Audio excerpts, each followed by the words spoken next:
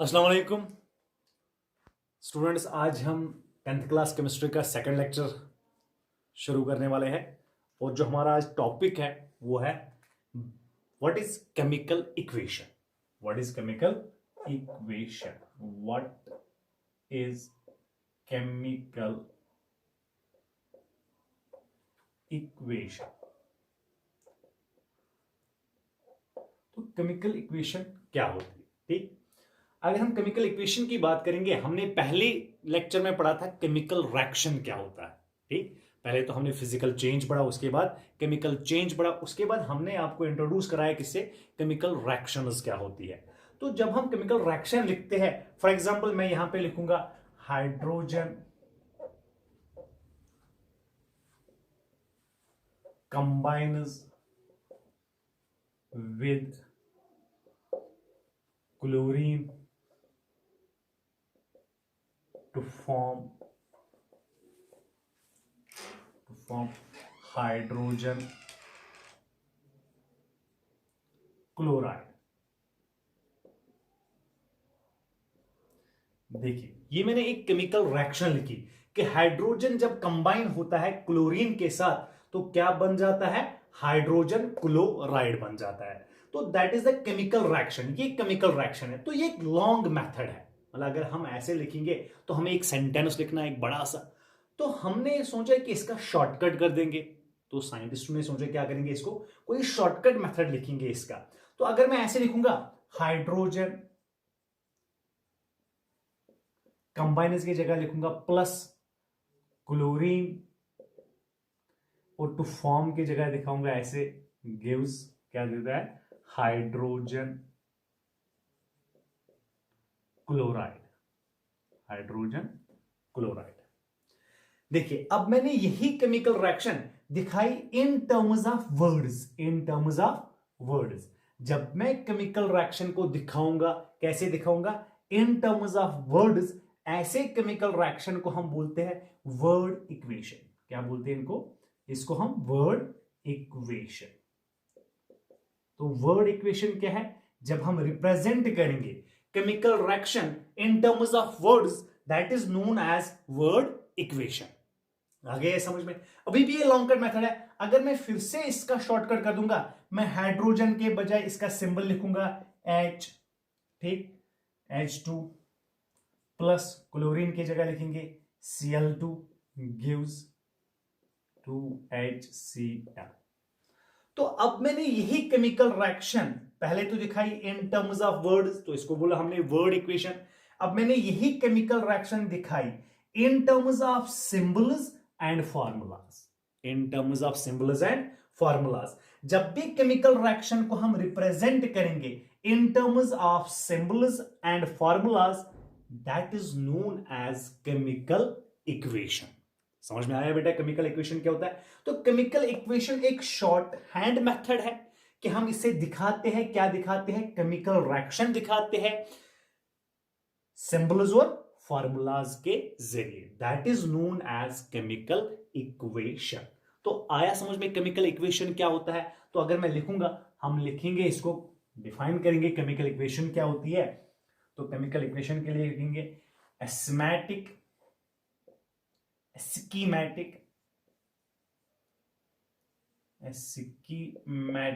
representation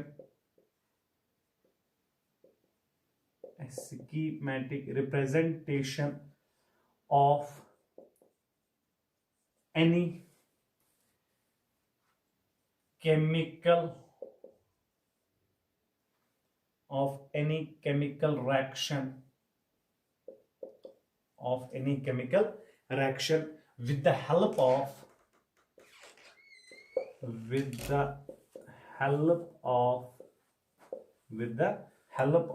symbols and formulas. With the help of symbols and formula of various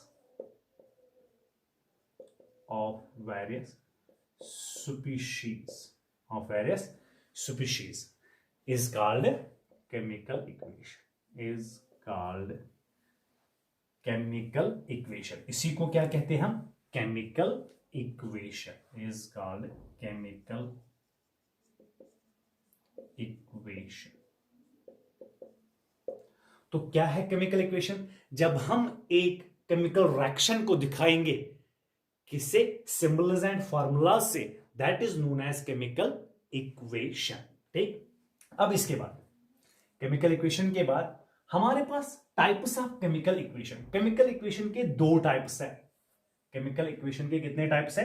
दो types. पहला type हम लिखेंगे, question ही बनाएंगे इसका, व्हाट इज सिकेल्टल, यहां बोलते हैं इसको अनबैलेंस्ड। व्हाट इज सिकेल्टल या unbalanced chemical equation, chemical equation,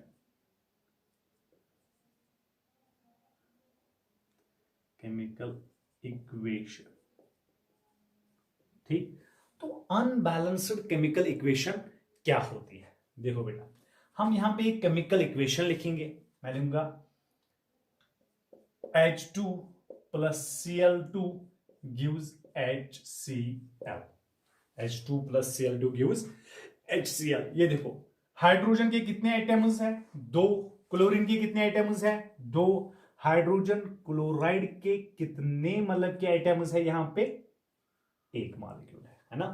तो यहां पे हाइड्रोजन दो थे, यहां पे एक ही है। यहां पे क्लोरीन दो थे, यहां पे क्लोरीन एक है। तो जब number of atoms on LHS side is not equal to the number of atoms on the RHS side, that is known as unbalanced या skeletal chemical equation। उसी को हम बोलते हैं, जब इस साइड के number of atoms of the reactants is not equal to the number of atoms of the products, that is known as unbalanced या skeletal chemical equation। तो ये तो आपको समझ में आया क्या अब क्या होता है ये अनबैलेंस्ड केमिकल इक्वेशन। हम लिखेंगे an equation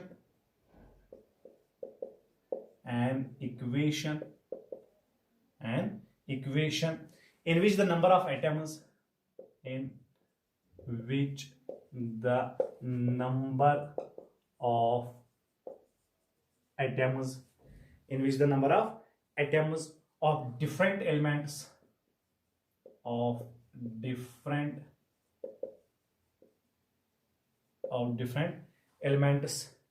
is not equal to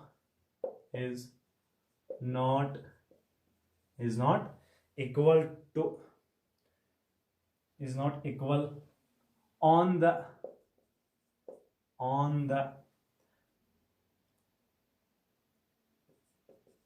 two sides of the equation,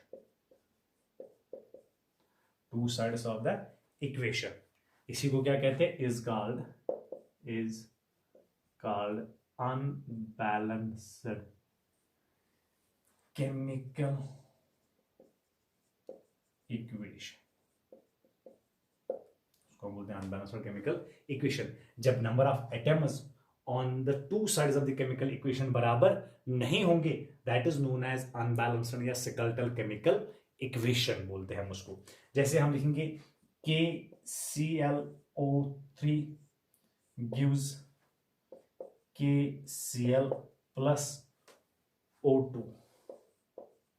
ठीक, तो जितने एटम्स, यहां ऑक्सीजन 3 थे, यहां पे ऑक्सीजन कितने हैं? 2। इसका मतलब नंबर ऑफ एटम्स जो LHS साइड है वो नंबर ऑफ एटम्स इस साइड बराबर नहीं है RHS side.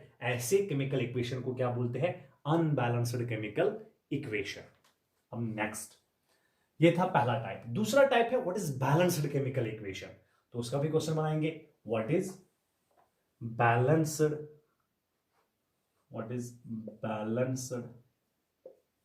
Chemical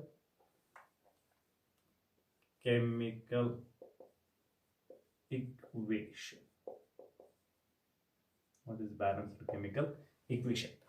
balanced chemical equation क्या होती है? और अगर हमारे पास कभी भी ये अनबैलेंस्ड केमिकल इक्वेशन लिखी होगी तो हमें उस इक्वेशन को बैलेंस करना पड़ता है। तो दूसरा क्वेश्चन मैं इसी के साथ लिखूंगा कि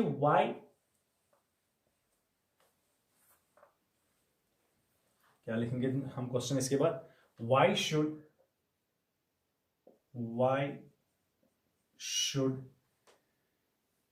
the chemical equation be balanced?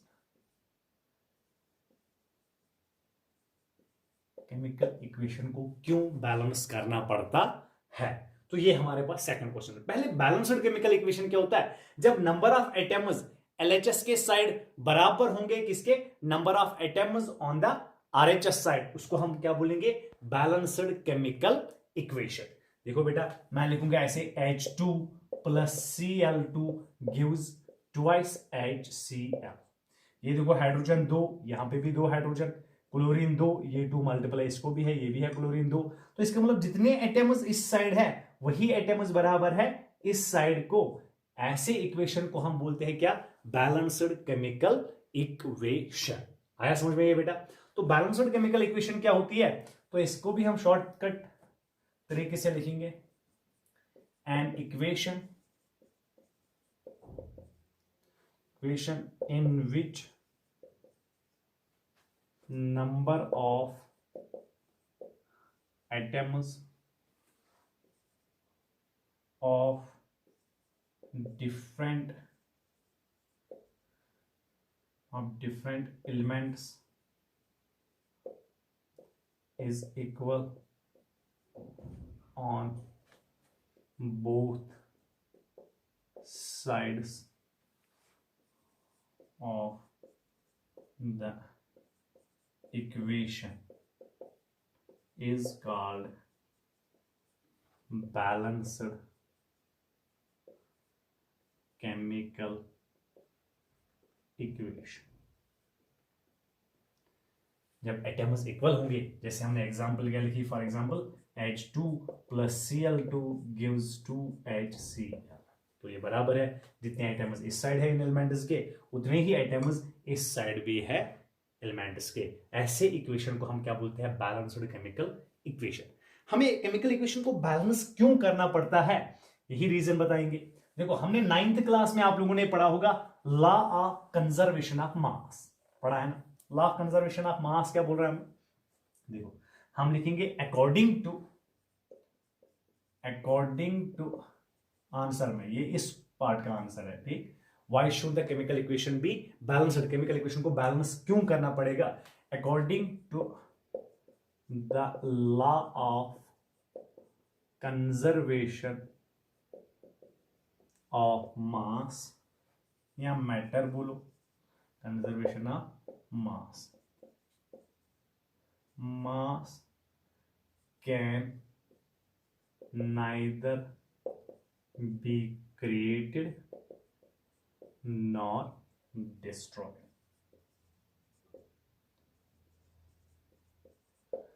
ये ला हमें बोलता है कि मास को ना हम क्रिएट कर सकते हैं ना डिस्ट्रॉय कर सकते हैं। तो ना अगर हम ना बना सकते हैं ना ही हम खत्म कर सकते हैं, तो इसी वजह से हमें केमिकल इक्वेशन को बैलेंस करना पड़ता है। अगर हम बैलेंस नहीं करेंगे तो ये ला फिर वैलिड नहीं है, क्योंकि ये लॉ है। लॉ का मतलब ही होता है universally accepted truth.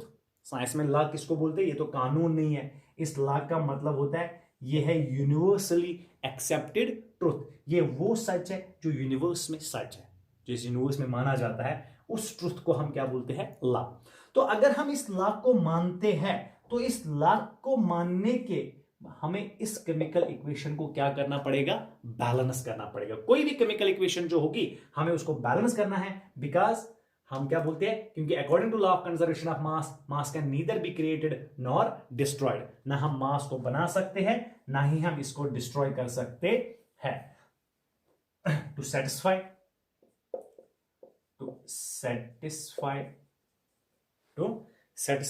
The law of conservation of mass, the law of conservation of mass, to satisfy the law of conservation of mass, अगर हम इसको मतलब कि हम केमिकल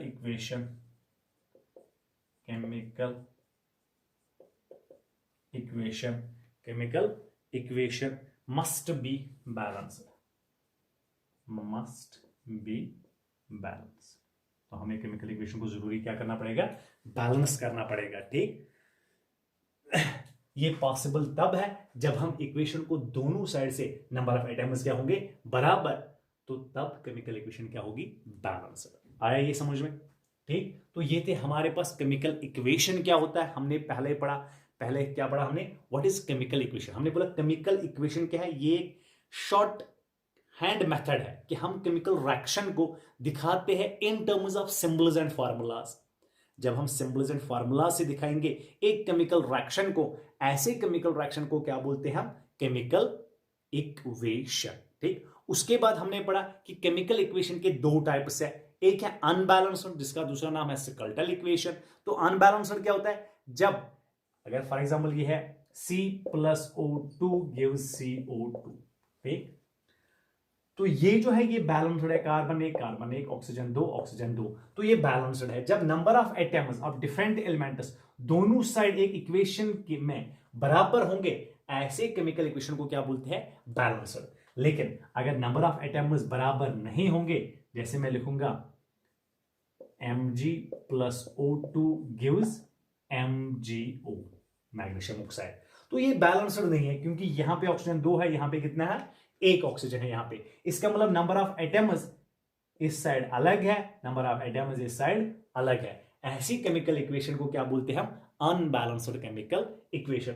उसके बाद हमने दूसरा क्वेश्चन पढ़ा, why should the chemical equation be balanced. Chemical equation को बैलेंस क्यों करना पड़ता है, जरूरी क्यों है ये इसको बैलेंस करना, क्यों? क्योंकि हमने पढ़ा है 9th क्लास में कि लॉ ऑफ कंजर्वेशन ऑफ मास हमें बोलता है कि मास को ना हम क्रिएट कर सकते हैं ना हम इसको डिस्ट्रॉय कर सकते हैं। इसलिए इस लॉ को सेटिस्फाई करने के लिए, to satisfy the this law, हमें मस्ट है कि हम केमिकल इक्वेशन को क्या करेंगे, बैलेंस करेंगे। ठीक, ओके, नेक्स्ट क्लास में फिर से मिलते हैं।